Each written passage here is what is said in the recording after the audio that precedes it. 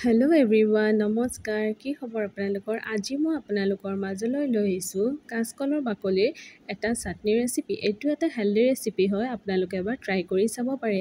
এতিয়া মই কাঁচকল দুটা ভালদৰে ধুই 4 পিচকৈ কাটি লৈছোঁ। কাটি মই কুকাৰটোত পানী অকণমান দিছোঁ আৰু অকণমান নিমখ দি দিছোঁ। নিমখ দি ঢাকনিখন লগাই 2টা চিটি অহালৈ মই ৰৈ আছোঁ। এই চাওক 2টা চিটি আহি গৈছে। এতিয়া মই কুকাৰটো বন্ধ কৰি ৰাখিছোঁ। এতিয়া মই অকণমান ঠাণ্ডা হ'বলৈ দিছোঁ। বাকলিখিনি ভালদৰে এৰুৱাই লৈছোঁ আৰু ইফালে মিক্সি জাৰ এটা ৰেডি কৰি থৈ দিছোঁ। এই মিক্সি জাৰখিনিত মই এতিয়া দি দিলোঁ বইল কৰা বাকলিখিনি আৰু লগত দিছোঁ ঘৰতে হোৱা পদিনা অকণমান আৰু আদা, নহৰু দিলোঁ 3 ফুটা, জলকীয়া 2টা আৰু নিমখটো আপোনালোকৰ সোৱাদ অনুসৰি দি ল'ব আৰু লগত দিছোঁ অকণমান টেঙা টেঙা ভাৱ অহাকৈ, অকণমান যাতে টেষ্টি হয় সেইবাবে দি দিছোঁ অকণমান নেমুৰ জুচ অলপ দি দিছোঁ আৰু দিম ভালদৰে গ্ৰাইণ্ড হৈ যাবৰ বাবে অলপমান পানী।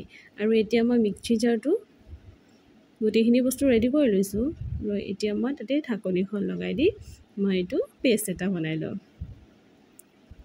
এইটো ৰেচিপি খাবলৈ খুব ভাল হয় আৰু দেহাৰ বাবেও হেল্ডি। এয়া চাওক,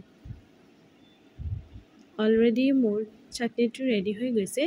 এতিয়া মই বাতি এটাত উলিয়াই দিছোঁ। এনেদৰে আপোনালোকে গৰম ভাতেৰে এইটো পৰিৱেশন কৰিব পাৰে। আৰু যদি ৰেচিপিটো চাই ভাল পালে তেনেহ'লে আপোনালোকে লাইক, শ্বেয়াৰ আৰু ছাবস্ক্ৰাইব কৰিব একেবাৰে নপাহৰিব। আজিলৈ আহিছোঁ, বাই।